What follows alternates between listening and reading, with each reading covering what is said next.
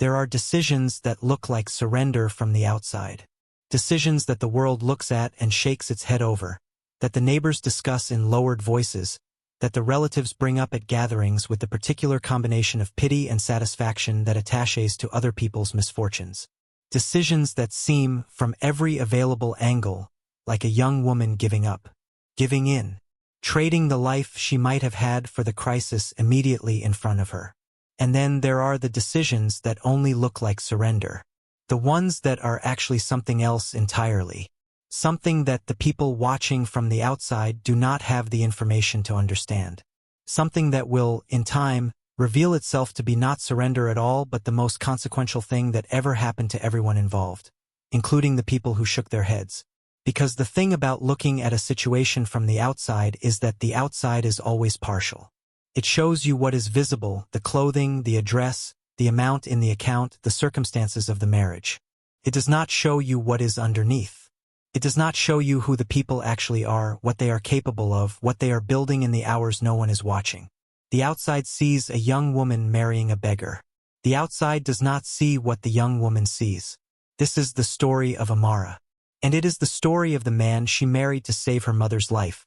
And it is the story of what she found when she stopped looking at the surface of things and started looking at what was underneath. Stay with me, because what is underneath is going to change everything you thought you understood about this story. Amara Boateng was 24 years old when her mother was diagnosed. She was the eldest of 3 daughters, a distinction that in her family carried the specific weight that eldest daughters in certain families carry. Not just seniority but responsibility, not just the first position but the first obligation. The eldest daughter is the one who understands first. The one who is told things that the younger ones are protected from. The one who carries the knowledge that cannot be shared because sharing it would break something that still needs to hold. Amara had been carrying knowledge like this for the 14 months since her father died. Carrying it quietly, the way she carried everything that mattered. Her 2 younger sisters were in school still, Amma, the middle one, in her final year of secondary school and about to begin the university application process with the particular combination of excitement and anxiety that attaches to that threshold, and little Efua, the youngest, who had just started secondary school and was discovering that she had inherited from somewhere in the family a gift for science that none of the older members had known was there.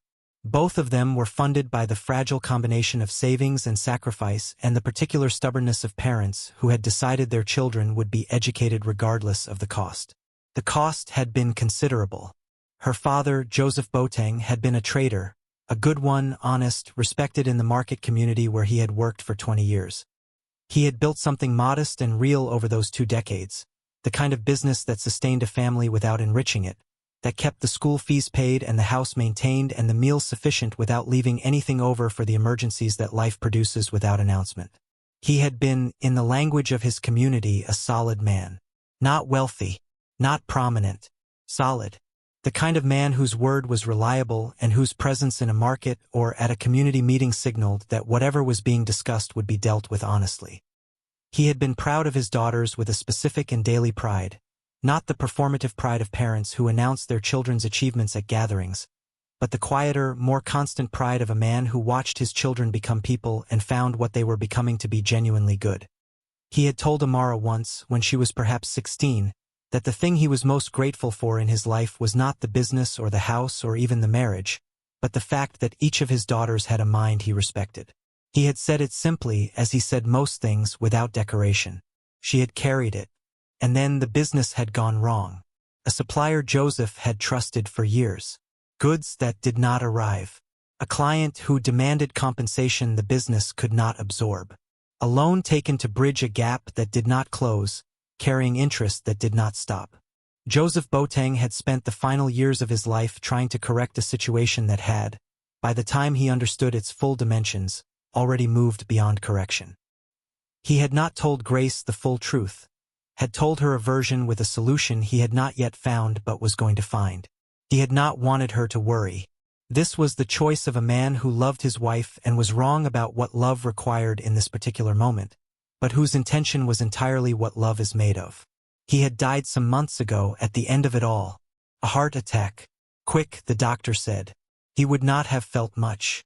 This information was offered as comfort and received as the particular kind of not comfort that accurate information sometimes is. True but insufficient, true but not quite touching the specific shape of what needed to be comforted. He left behind a wife, 3 daughters, a house that was technically mortgaged beyond what the family could service, and a debt to several creditors that had been growing quietly at interest while the family grieved. The full picture of the debt had emerged gradually in the months after his death, as such things do. A letter here, a phone call there, the specific awkward visits of people who are owed money and have waited a respectful period and now need to begin the conversation. Amara had understood the situation clearly. She had the kind of mind that did not flinch from numbers, that looked at what was true and calculated what it meant rather than managing the information into something more comfortable. She had been doing this quietly, without telling her mother the full picture. The full picture would have broken something that still needed to hold. Grace's ability to function, to support the younger daughters, to get out of bed in the mornings and do the work of keeping the family going. Amara had made the decision, in the weeks after her father's death, that she was going to be the person who carried the knowledge so that the others did not have to. She had taken whatever work she could find. Administrative work for a small accounting firm that paid modestly but reliably. Market assistance for 2 of her father's former colleagues, who had known Joseph well enough to give his eldest daughter work without making anything of the charity involved. Tutoring secondary school students in mathematics and English, 3 evenings a week, in the homes of families who could afford the small fee she charged and who sent their children to her with the mixture of hope and uncertainty that parents bring to educational intervention. She had contributed everything to the household. She had managed the creditors, one by one, with the precision of someone negotiating from a weak position and making it not look weak, buying time, making partial payments at intervals she had calculated would keep the creditors at bay without depleting the family's resources below the survival threshold. She had watched the debt number and the savings number and understood, with the precision of someone who had inherited from her father both his honesty and his ability to read a situation, that the trajectory was not sustainable. That she was buying time, not solving the problem. That something more significant would need to change, and that she had not yet found what that change would be. And then her mother fell ill. Grace Boateng had been strong, the particular strength of a woman who has carried a family through difficulty without letting the difficulty become the family's defining story. She had maintained the household after Joseph's death with the focused efficiency of someone who understood that falling apart was not an available option because the available options did not include it. She had supported her daughters through their grief and her own simultaneously, had said the right things, had been present in the right ways, had made the practical decisions that needed to be made and had allowed herself the private grief that was hers alone in the hours when no one needed her to be strong. She was strong. She was also 61 years old and had been working harder than was good for her since Joseph died. What she had not told anyone was that she had been feeling the symptoms for 3 months before she told Amara.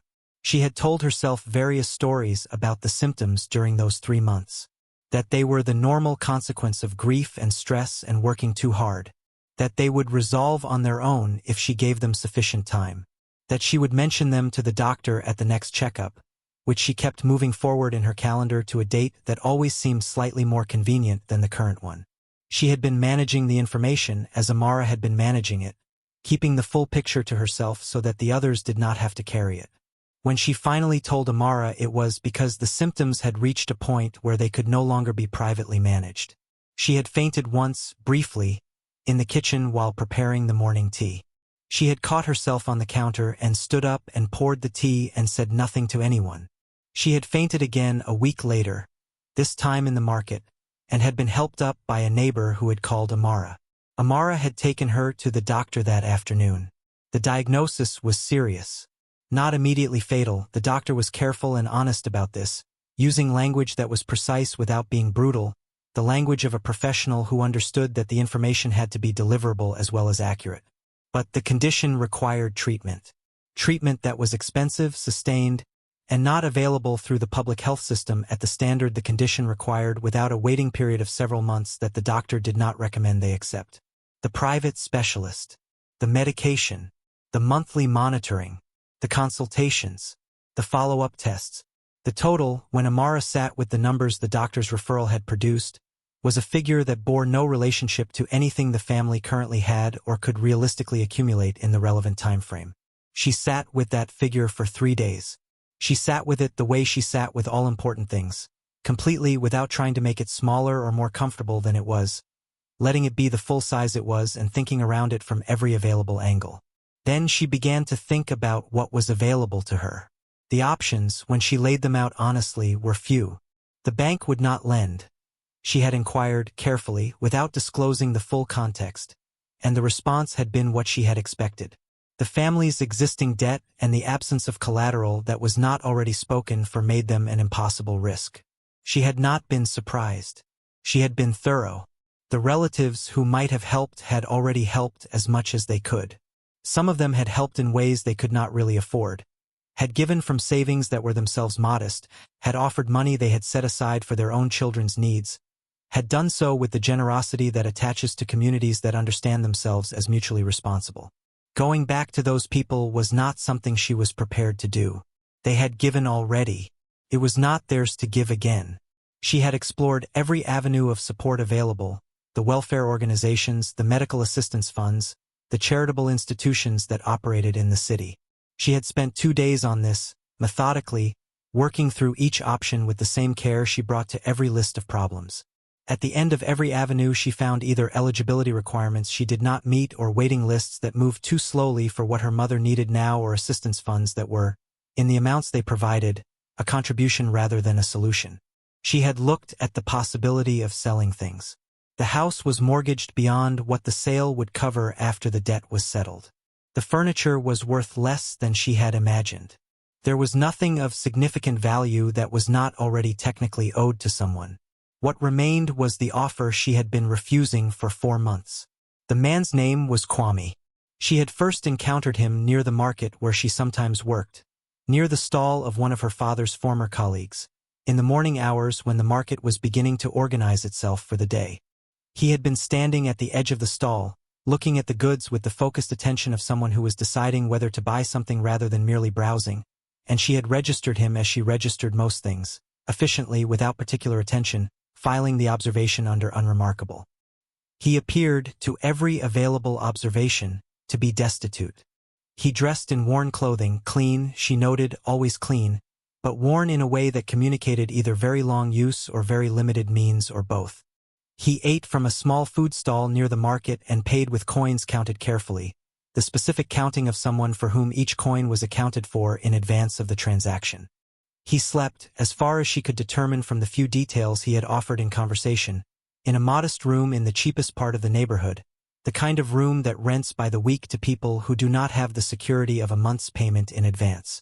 He was quiet and polite and utterly unremarkable in every visible dimension, the kind of man who is present in a community without becoming a subject of the community's attention, who exists in the peripheral vision of the people around him without ever quite coming into focus. He had noticed Amara. He had begun, in the careful way of a man who was not accustomed to doing anything carelessly, to speak to her when their paths crossed near the market. He had never been forward. He had never been presumptuous. He had never arrived with the particular performance of male attention that women learn to navigate from an early age, the performance that announces itself, that requires management, that takes more energy to deflect than it took to produce. He had simply been present consistently in the places where she was and had spoken to her when she spoke to him, and had listened, genuinely listened, with the particular quality of attention that she had noticed despite herself, the specific quality of someone who is actually receiving what you are saying rather than waiting for the gap that allows them to speak. He had told her very little about himself, that he was from the north of the country originally, that he had come to the city many years earlier and had built his life there, that he did not speak of his family often, that he lived simply, that he had means enough for his needs. That was all. She had not pressed him. She had her own life to manage, and the particulars of a quiet stranger's biography had not seemed important relative to the things that were important. What had surprised her was when he had asked, 6 weeks after they first spoke, whether she would consider marriage. She had been in the middle of a calculation, a mental calculation about the week's household budget, the running arithmetic that occupied some portion of her mind at almost all times, when he had asked it, and the question had been so unexpected in its directness and its calm that she had stopped the calculation entirely and looked at him. He had been very still. Not nervous, she would have recognized nervousness. She had been watching human behavior under pressure for years. Not performing certainty either. Simply settled, in the way of someone who has thought about something carefully and has arrived at a position and is stating it. She had declined. Gently but clearly. She had said that she was not in a position to be thinking about marriage, that her family's situation required her full attention, that she was grateful for the regard but could not reciprocate it. She had said this honestly and without cruelty, which was how she said all difficult things. He had not pressed. He had not argued. He had not produced the reactions that men sometimes produce when they are declined, the withdrawal of warmth, the injury, the attempt to renegotiate. He had simply said, "I understand. And if your situation should change, I hope you will tell me. Not because I want to benefit from your difficulty, but because I believe we would be good for each other, and I am a patient man." It was that last sentence she had turned over many times in the weeks since. Not the marriage offer, which she had filed and dismissed. Not the reference to her difficulty, which was accurate and not exploitative in the way he had phrased it. But the patience, the specific quality of it. The offer made openly and then fully released into her hands, with no residue of obligation or expectation attached. The patience of someone who was genuinely willing to wait, not strategically willing to wait. Not patience as a technique but patience as a character. She had noted it. Now, with the medical figure sitting on the kitchen table and every other avenue fully explored and closed, she did something she had not expected to do. She went to the cheap room in the cheapest part of the neighborhood and knocked on the door. Kwame opened it. He looked at her for a moment, the particular look of someone who has been waiting for something without knowing when it would arrive and is now registering its arrival. She said, "I have come to tell you that my situation has changed." He said, "Come in." They were married 3 weeks later. The wedding was small, not because either of them had chosen simplicity as a preference, but because simplicity was the only thing available and both of them understood this without making it a source of shame. A brief ceremony at the local registry. A few family members, Amara's mother Grace, attended in a wheelchair arranged by the medical facility that was monitoring her condition, dressed carefully in the best of her wrappers and head ties, her face carrying the complicated expression of a mother who is simultaneously grateful and worried and trying not to show the worried part. Amma and Efua, the younger sisters, in their best school clothes, both of them quiet with the particular quiet of young people who understand that something significant is happening and are not yet old enough to understand all of its dimensions. There were no flowers beyond what a neighbor had brought from her own garden, a gesture of the specific kind that communities make when they want to contribute something without making anything of the contribution. There was no reception. There was tea, shared at the family home afterward, and a meal prepared by Grace's sister, who had driven 2 hours to be present and had said nothing when she saw Kwame except to shake his hand with the careful politeness of a woman reserving judgment. The neighborhood noticed, as it always does. The neighborhood had been watching Amara since her father's death, had registered the tutoring jobs and the market work and the careful management of a situation everyone could see was difficult, and had arrived, collectively, at a sympathetic but pessimistic assessment of where things were heading. The marriage to Kwame confirmed that assessment. The consensus arrived quickly. Amara Boateng had given up. The debt and the illness and the accumulated weight of being the one who carried the knowledge had broken her. A girl who had once seemed capable of something had married a man with nothing because nothing was what she had been reduced to. There was pity in this consensus, genuine pity, the kind that attaches to someone who was liked and is now seen to be falling. There was also, and this was the part that lives alongside pity in communities that believe themselves to be honest, a certain amount of satisfaction. Not the malicious kind, the quieter kind. The satisfaction of having correctly predicted a difficult outcome and having the prediction confirmed. Amara heard some of this, as one inevitably does when one lives in a community where conversations carry. She had decided, in the 3 days she had sat with the medical figure before going to Kwame's door, that what other people understood about her decisions was no longer something she had the energy to manage. She was managing her mother's survival. She was managing her sister's education. She was managing the debt and the house and the household and the specific, daily, invisible work of holding a family together when the person who had been the center of it was gone. She had no energy left for the management of appearances. Kwame paid the first month of medical treatment the day after the wedding. He paid it in cash, quietly, at the specialist's office, without producing the payment with any drama or requiring any acknowledgement of it. He simply paid it. When Amara asked that evening where the money had come from, he said, "I have some savings. Your mother's health is the priority. We will discuss finances in full when there is time." She noted this. She noted everything. It was the quality she had always had, the one that had made her useful in the administrative work, that had made her the tutor parents trusted with their children, that had been the most reliable thing about her since she was a child, doing mental arithmetic faster than her schoolmates without being able to explain quite how. She noticed things. She filed them. She waited for the pattern to become clear before she acted on it. The pattern, she noted, was becoming clearer than she had expected.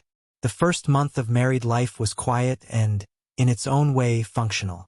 They were living, initially, in the modest room that had been Kwame's, the room she had gone to when she knocked on his door. It was small. Small in the way that rooms of that kind are small, not oppressive, but without surplus, every dimension of the space serving a purpose without anything left over for comfort or decoration. A bed. A desk with a wooden box on the shelf above it. A small kitchen area. A bathroom with adequate but not generous water pressure. The kind of room that communicates, through its very adequacy, the limit of what was being claimed. They moved, 3 weeks after the wedding, to a slightly larger apartment in the same neighborhood. Not significantly larger, but with room for Amara's things and a small sitting area where they could have tea in the evenings. She understood the move as practical rather than meaningful. She did not overinterpret it. Kwame was a considerate man. She had suspected this from the conversations before the marriage. There had been something in the quality of his attention, the way he listened, that suggested a person who had given thought to other people's experience rather than only to his own. The marriage confirmed it in the specific way that domestic life confirms or contradicts what earlier impressions have suggested. He was not demonstrative. He did not express warmth through speech or through obvious gesture. He expressed it through the consistent, specific thoughtfulness that reveals itself in small actions and accumulates, over time, into something much larger than any single demonstration. He remembered that Grace preferred her tea with fresh ginger and without sugar, and ensured it was prepared this way when they visited. He remembered that Efua was working through a difficult set of mathematics problems in school and asked, one evening, whether she was finding them manageable, and listened carefully to the answer and offered, without making anything of it, to spend an afternoon working through them with her if that would help. He noticed when Amara was tired, which she almost always was, the accumulated tiredness of someone who had been carrying too much for too long, and did not require conversation from her on those evenings. He simply made tea and sat nearby and was present without demanding anything from the presence. He continued to dress simply. He continued to live as he had before, modestly, without apparent access to anything beyond what a man of very limited means would have. He did not acquire things. He did not suggest experiences that would have been inconsistent with his apparent circumstances. The medical payments continued to arrive each month, precisely sufficient for what was required. Never more than required, never less. Always in cash. Always accompanied by the same explanation when she asked, "I have savings. Your mother is the priority." She noted the amounts.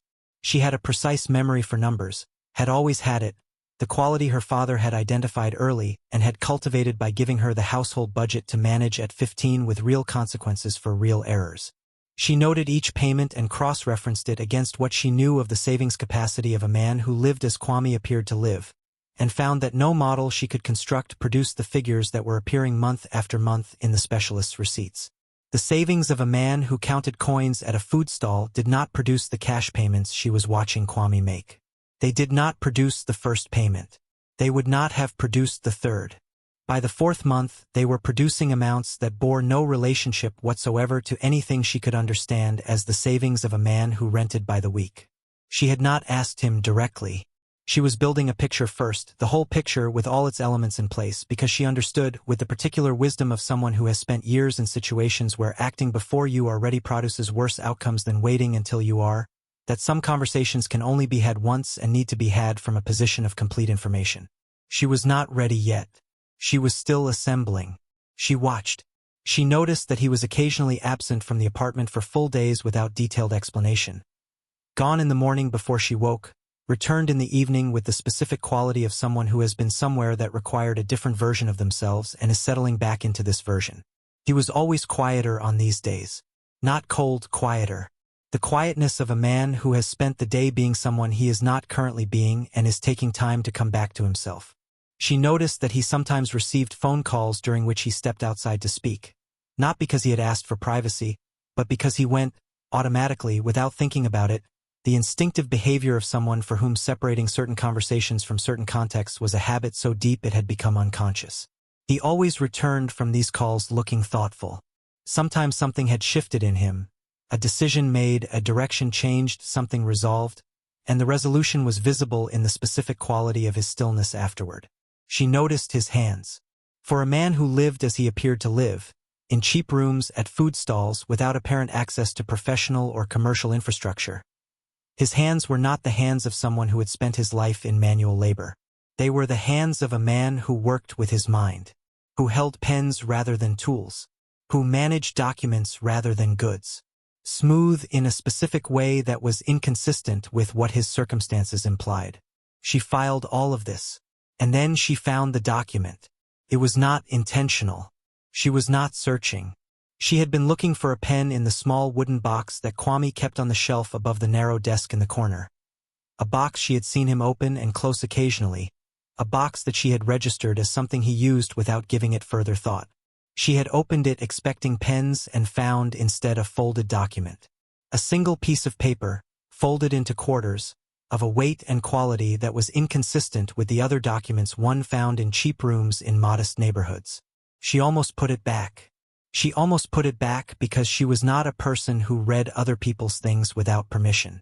This was a principle she had held her whole life, not as a rule that had been imposed on her but as a quality she had chosen, the quality of a person who understood that trust is built in the moments when no one is watching, and who had decided, at some point in the long difficult years of managing situations that could have made her smaller, that she was not going to become smaller.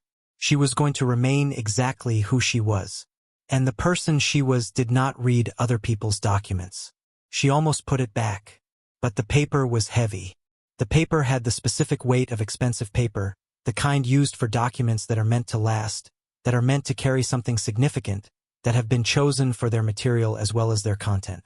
She had seen paper like this before, in the offices where she had done administrative work, in the hands of people who dealt with things of sufficient value that the paper itself was a signal. She opened it. It took her a long time to understand what she was reading. Not because the language was difficult, it was the precise, formal language of legal financial documents, entirely legible once she moved slowly enough to parse each element. Not because the numbers were complicated, they were simple numbers expressed clearly. It took her a long time because her mind kept rejecting what her eyes were showing her, kept returning the information with the response. This cannot be what this appears to be. This cannot be right. This cannot be his. But it was his name at the top of the page. The document was a portfolio statement, an investment portfolio in the name of Kwame Asidu. The total value at the bottom of the first page was a number she read 3 times before she allowed herself to stop disbelieving it and accept that she had read it correctly. She sat down on the edge of the narrow bed. She sat there for a long time without moving. The portfolio statement was not the only document in the box. There were others. She took them out one by one, with the systematic thoroughness she brought to everything that mattered. A property holding document listing interests in several buildings across the city and in 2 other cities, each entry precise with registration numbers and valuation dates. A corporate structure document, a flow chart of ownership, 7 companies arranged in a hierarchy, each connected to the next by lines that indicated controlling interests, all of them ultimately traceable to the name at the top, Kwame Asidu. A private banking correspondence addressed to Kwame Asidu at an address she did not recognize. Not the cheap room, not the modest apartment. An address in a part of the city she knew only as the part where certain people lived. Certain kinds of people. People who did not count coins at food stalls. She read each document with the same care she read everything that mattered. She did not skim. She did not allow herself the shortcut of stopping when she had confirmed the basic fact. She read completely, because the basic fact was only the beginning of what she needed to understand. When she had read everything, she folded each document back, carefully, exactly as she had found it. She replaced each one in the box in the order she had found them. She placed the box back on the shelf above the narrow desk. She sat on the edge of the narrow bed. She did not cry. She was not, by temperament or by the training of the years she had lived, a person who cried easily. What she did was think. Clearly, methodically, with the focused intelligence that had always been her most reliable resource and that did not fail her now, when what it was required to process was larger than anything it had been required to process before. She thought about Kwame, about the months of conversation before the proposal, about the quality of his attention, the specific, genuine quality of it, the listening that had distinguished him from the beginning, about the patience he had offered and then released without attaching anything to the releasing, about the thoughtfulness in the marriage, the remembered preferences, the presence without demand, the payments that arrived precisely sufficient and never more than sufficient and always in cash. She thought about the hands that were wrong for the life he appeared to be living. She thought about the absences and the phone calls taken outside and the specific quietness of a man returning to himself from a version of himself he wore somewhere else. She thought about the sentence he had said the day she declined his first proposal. "I believe we would be good for each other, and I am a patient man." She thought about all of it for a long time, and then she identified the one thing she needed to know before she could know anything else. Not the what. The what was documented and clear and sitting in a wooden box on the shelf above the narrow desk. The what was 7 companies and a property portfolio and a private banking relationship and a number she had read 3 times to accept. The why. She needed the why, because the what told her what the situation was but not who the man was. And who the man was had become, over the months of this marriage, the question she cared most about answering correctly. Now I want to stop here for a moment, because some of you watching this right now know exactly what Amara felt sitting on the edge of that narrow bed with the documents refolded and replaced on the shelf. Not the specific facts, the portfolio, the properties, the 7 companies, but the feeling of discovering that the situation you were in was not the situation you thought you were in. That the map you had been using was not wrong. It was simply incomplete. If the story is finding you, leave a comment right now. Tell me where you are. I read every single one. Like this video. Subscribe. Because what she does next is the part that changes everything. She waited for him to come home. He came in the evening, as he always did. He unlocked the door. He set his keys on the table near the door, the small routine that had become familiar in the months of the marriage. He asked about her mother. He always asked about her mother first before anything else, and she gave him the update from the specialist's office that morning, which was cautiously encouraging. He nodded. He went to the small kitchen and began to prepare tea, the other routine, the end-of-day ritual that had established itself without being discussed. She let him prepare the tea. She waited until he had brought it to the table and sat across from her. She waited until he was settled, until his hands were around his cup and his posture had shifted from the standing to the sitting, from the transitional to the present.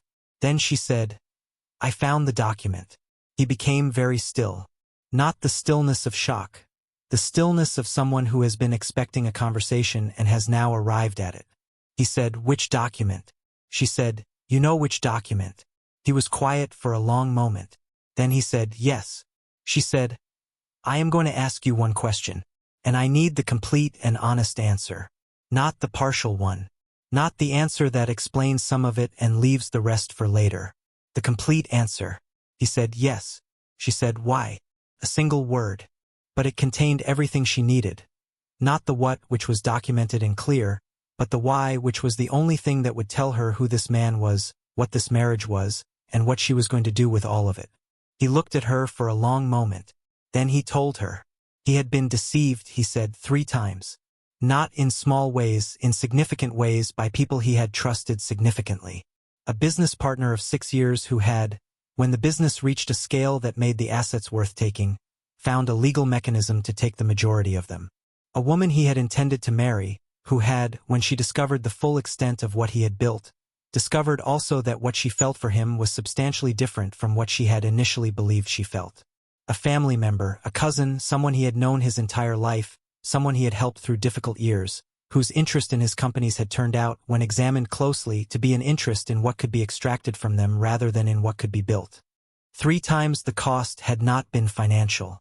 He had financial resources sufficient to absorb financial loss. He was honest about this. The cost had been in the specific and irreplaceable currency of genuine human connection, of trusting someone and finding that the trust had been placed in a performance rather than a person, of understanding that the version of yourself that comes with wealth and position is a version that certain people will attach themselves to without any genuine interest in what lies underneath it. He had come to this neighborhood, he said, to find something he had not been able to find in the life his resources made visible. To find out if it was possible to be known, to be chosen, by someone who had no access to the version of himself that came with the portfolio. To find out if the man he actually was, stripped of everything external, was someone worth choosing. He said, "I know what this looks like. I know what you are entitled to feel about it. You entered this marriage with different information than I had, and I allowed that difference to persist, and that is a form of deception regardless of the intention behind it. I have no clean defense for that. What I have is an explanation, and I want to be clear that I know an explanation is not the same thing as a justification." He said, "Every day of this marriage I have known who you are, not who your circumstances made you appear to be, who you actually are, the way you think, the way you manage things that would have broken someone with less precision and less honesty, the way you are with your mother and your sisters, the specific quality of your care, the way it is not performance but structure, not warmth displayed but warmth enacted in the small, consistent, invisible ways that actually sustain people. The way you are when no one is watching, which is how I have been able to watch you, because you behave the same whether or not you believe you are being observed." He said, "I am sorry for the deception. I am sorry that I did not trust you with the truth from the beginning. I will spend as long as it takes making that right between us. But I need you to know that there was no cruelty in what I did. There was only a man who had been hurt enough times that he needed to be certain. And I am certain now." He stopped speaking. The room was very quiet. Amara sat with everything he had said for a long time, not performing the sitting, actually doing it, actually receiving what had been said and turning it over with the same care she turned over everything that mattered, looking at it from every angle, checking it against what she knew. Then she said, "I am going to need time." He said, "I know." She said, "And I am going to need honesty. Complete honesty. From this day forward. No more documents I find by accident. No more explanations that are partial. Everything, whatever there is, I need to know it." He said, "Complete honesty. From this day forward. I will show you everything." She said, "Then we will see." She picked up her tea. She drank it, and she began to think about what came next. Now I want to stop here for a moment, because some of you watching this right now know exactly what Amara felt sitting on the edge of that narrow bed with the documents refolded and replaced on the shelf. Not the specific facts of it, the portfolio, the properties, the 7 companies, but the feeling. The specific feeling of discovering that the situation you were in was not the situation you thought you were in. That the ground you were standing on had different dimensions than the ones you had measured. That the map you had been using was not wrong. It was simply incomplete. And not all of those feelings are simple, because this is not a simple story. It is a story about a deception, yes, but it is also a story about a man who had been hurt enough times by the performance of love that he had built a structure to find something real. And it is a story about a woman who had been so focused on surviving, on managing the impossible numbers and the creditors and the debt and the illness and the weight of being the one who knows, that she had not had the space to perform anything. She had simply been herself. And being herself, in the specific, daily, unglamorous, unhidden way that survival requires, had been the thing that passed the test she had not known she was taking. The question is not whether Kwame was right to do what he did. That is a question each of you will answer for yourselves, and the answers will be different and all of them will be valid. The question is what Amara did with what she found. And the answer is the rest of this story. What came next was not what the neighborhood expected. Amara had made her decision in the days after the conversation.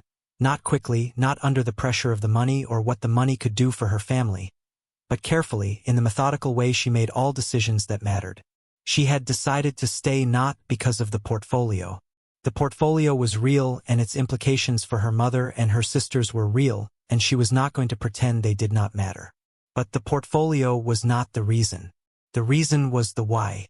The reason was the man who had said, "I needed to be certain. And now I am." The reason was that the explanation, when she had examined it against everything she knew about him, the tea prepared correctly for her mother, the mathematics help offered to Efua, the payments that arrived precisely sufficient and never more, the patients released without residue, had held up.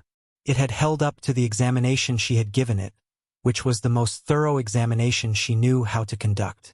She had decided to stay, and to find out what staying would become.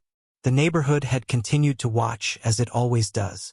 It had noted the continuation of Grace's medical treatment, had assumed this was being funded by some form of charitable assistance, perhaps from a church organization or a welfare fund, filed the assumption and moved on. It had noted that Amara no longer appeared to be taking the tutoring and administrative jobs that had been her visible work, had interpreted this as a defeat, as the resignation of someone who had stopped trying to maintain what was impossible to maintain. It had noted the modest apartment, the simple clothing, the continued appearance of a man with very limited means. What the neighborhood had not noted, because what the neighborhood could not note was what was happening inside the apartment, inside the marriage, inside the mind of a woman who had just been given, for the first time in her adult life, access to resources that were not scarce.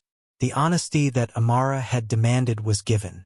Not immediately, not all at once, even honest people need time to organize the full accounting, but consistently, in the days and weeks that followed, Kwame had opened everything. The portfolio explained line by line. The property holdings, their locations and values, and the thinking behind their acquisition. The 7 companies, their structures and functions, and the industries they operated in, explained with the patience of someone who understood that information shared incompletely is not much better than information withheld. The private banking relationship. The address in the other part of the city. A building he had owned for 3 years, which they went to visit one Sunday morning, and which Amara had stood in and looked around without saying anything for a long time. She absorbed all of it. And then she did what she had always done with information. She used it. She had a mind that understood systems, that could look at a structure, any structure, a household budget or a market dynamic or an investment portfolio, and see where it was strong and where it was weak and what the gap was between what it was producing and what it should be producing. She had spent years exercising this capacity with scarce resources, finding the efficiencies in a budget that had no margin for error, managing the arithmetic of a family's survival with the precision that the arithmetic demanded. The precision was real. It had been developed in difficulty and sharpened by necessity, and it was, when finally applied to resources that were not scarce, something considerably more powerful than it had appeared to be in the context of small numbers. She looked at the portfolio and identified, within 3 weeks, 2 positions that were underperforming relative to what the underlying assets should have been producing. She presented this to Kwame with the numbers laid out clearly, the reasoning behind each observation explained in full, the proposed correction and the expected outcome. She did this without asking permission and without performing uncertainty. She was certain. The analysis was sound. He looked at what she had presented. He looked at it for a long time. Then he said, "How long have you been able to do this?" She said, "I have always been able to do this. There was simply nothing worth doing it with." He looked at her for a moment. He said, "I did not expect a partner." She said, "You found one." What followed was not a dramatic transformation. It was something less dramatic and more durable, a gradual, deliberate restructuring of the life they were living together, moving it from the version that had been designed around a secret into a version designed around the reality. They moved, in the 3rd month after the conversation, to the building in the other part of the city. Not the whole building, an apartment in it, large enough to be comfortable without being so large as to feel like something that needed to be performed. Amara furnished it herself, choosing each thing with the care she brought to all decisions, without excess and without false modesty. Grace Boateng's condition continued to respond to treatment. The specialist's cautious optimism became, by the 6th month, something slightly more than cautious. There were numbers improving that he had not been certain would improve, responses to medication that he described as encouraging with the careful language of someone who understood that hope is a resource that should be offered in proportion to the evidence. She was not cured.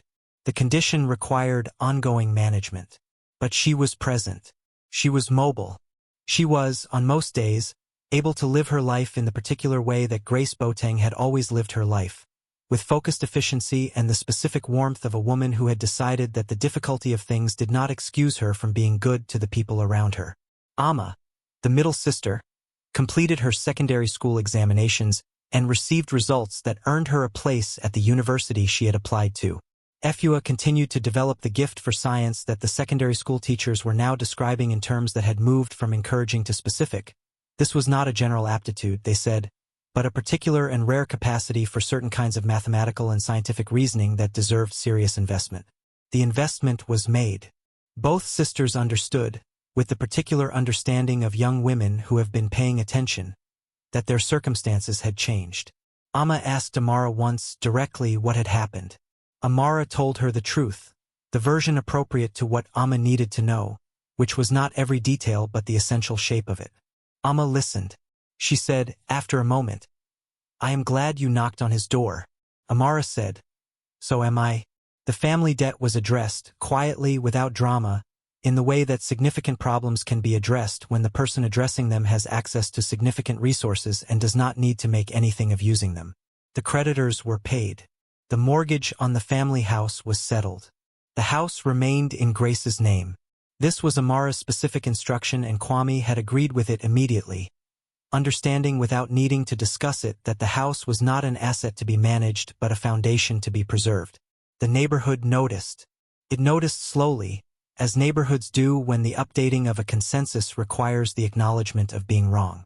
It noticed the quality of Grace's care, which had improved in ways that the neighborhood's earlier explanation, charitable assistance from some unnamed source, was no longer adequate to account for. It noticed that the younger sisters were at universities in circumstances that suggested support significantly beyond what the family's visible resources could provide. It noticed that Amara had a quality about her, a specific, settled, unhurried quality, that was different from the compressed urgency she had carried for the previous 2 years. The moment the neighborhood's understanding was forced to fully update itself came on a Tuesday morning when a car arrived at the family house. The kind of car that announces its own significance by the quality of its silence, the absence of the sounds that ordinary cars make, and Amara and Kwame got into it together. Kwame was dressed differently from how the neighborhood had ever seen him.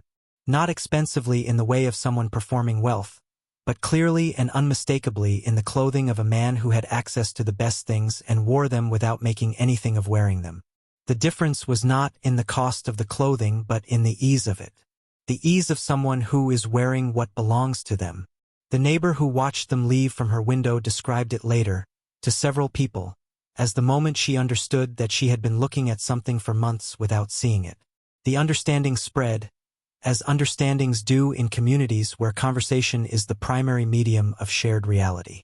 And with it came the specific reckoning that attaches to communities that have been wrong about someone, not a comfortable reckoning, not one that was fully acknowledged out loud, but the internal kind, the kind that a person experiences alone when they sit with what they thought they understood and find it does not match what they are now seeing. The relatives who had expressed pity arrived at the recalibration privately and then, gradually, in conversations with Amara, in visits to Grace, in the specific warmth that people extend to someone they had underestimated when they need to reestablish connection on a new basis. Amara received these recalibrations with the same precision she brought to everything. She was neither cold nor warm about them. She was simply herself, unchanged in character if not in circumstance, extending the same quality of attention she had always extended to the people in her life. She did not say, "I told you so." She did not say it because the situation had never been about what the neighborhood understood. It had been about her mother's survival and her sister's futures and the quality of the life she was building in the only way available to her at the time.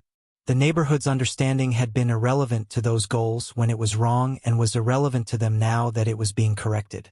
She had not made her decisions for the neighborhood. She had made them for the people who depended on her. The neighborhood's opinion had never been the audience she was performing for. She had not been performing at all. She had simply been doing what was necessary with the tools available for the people who needed her to. That was all. That was everything. So here is what I want to tell you about Amara. Not the portfolio. Not the 7 companies. Not the car and the building in the other part of the city and the neighborhood's recalibration. Those things are the visible outcome of a story that is actually about something else. The story is about the day she sat on the edge of that narrow bed with the documents refolded and replaced on the shelf. That day. That moment. In that moment she did not know what she was going to do. She knew what she had found. She knew it changed things in ways she had not anticipated and could not yet fully measure. But she did not yet know how it changed them, or whether it changed them for better or worse, or what the right response was. What she did in that moment was the most important thing she ever did. She thought. Not about the money. The money arrived in the thinking, of course. It was impossible to look at what she had found and not think about what it meant for her mother's treatment, for her sister's education, for the family debt. But those were not the center of the thinking. The center was the question she had already identified, in the methodical way she identified all questions worth asking. Not what. She needed the why because the money, on its own, told her what the situation was but not who the man was. And she had decided, somewhere in those hours of sitting and thinking, that who the man was mattered more than what the situation was. That she was not going to make a decision based on what she had found in the box without first understanding what had produced the finding. That some things needed to be understood before they could be acted on, and that the acting on them prematurely was its own kind of risk. This is the quality the story turns on. Not the wealth. Not the reveal. Not the neighborhood's eventual reckoning. The quality the story turns on is Amara's insistence on understanding before acting. Her refusal to let the enormity of what she had discovered, and it was enormous, it was the most enormous thing that had ever happened to her, override the discipline of finding out what it meant. She had been doing this all her life.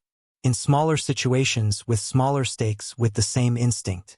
Looking at what was actually there rather than what appeared to be there. Asking the right question before responding to the available information. Building the complete picture before drawing the conclusion. It was the same instinct that had made her a careful tutor and a reliable administrator and a daughter who carried the knowledge her family could not carry. It was the instinct that had allowed her to manage impossible situations without being consumed by them. And it was the instinct that made her the right person for the truth that was waiting in that wooden box on the shelf above the narrow desk. God does not misplace things. The capacity you have been developing in the difficult years, the precision, the discipline, the ability to look directly at a situation without flinching from what it actually is, that capacity is not being wasted. It is being sharpened. It is being made ready for something that will require exactly what you have developed.